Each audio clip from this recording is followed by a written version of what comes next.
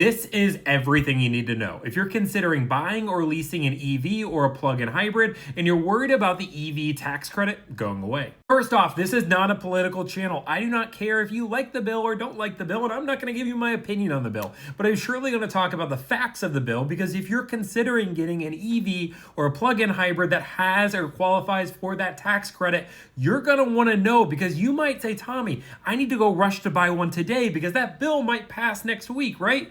Well, let's talk about the details. First off, and this is the most important, do not panic. You don't need to go rush to buy a car.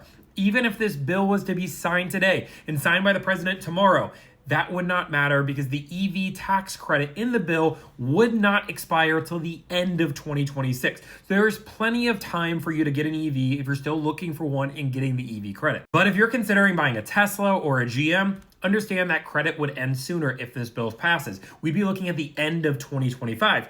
You might say, Tommy, why would it pass sooner or end sooner for those brands? Is it because of all the beef with Elon and Trump? No, not necessarily. It's actually about the amount of cars they sell. They both sell over 200,000 cars on a yearly basis.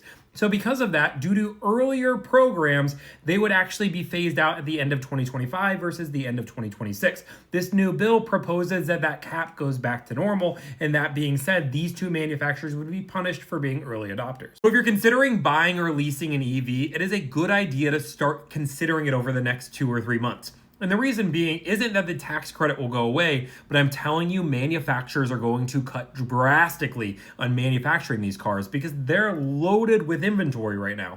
And they don't want to be the ones holding the bag when these tax credits go away. So manufacturing is going to cut dramatically on these cars. So if you're looking to buy one, you should consider buying one in the next few months, because it's going to be a good idea and a good investment. The last thing you want to do is try to buy a car and there's no availability because nobody's making them anymore. And that's what the most likelihood out of all of this scenario is that EVs become less and less prevalent. Now, I still think hybrids and plug-in hybrids are going to be plenty prevalent. I believe there's enough demand for those. And as long as they can get the cost down, I think they're worth it. And let me be clear, this is not my opinion, this is fact. If this bill passes, this will hurt almost all manufacturers. So many manufacturers actually brought factories and rewrote supply chains in order to start being an American-built company so they could qualify for this tax credit. So if this tax credit just disappears, people are going to be hurt by playing by the rules that they were given. And this is why a lot of these decisions are being scrutinized and people are being very, very frustrated, especially manufacturers. That being said, I'm going to keep you up to date, but understand if you're trying to buy or lease an EV,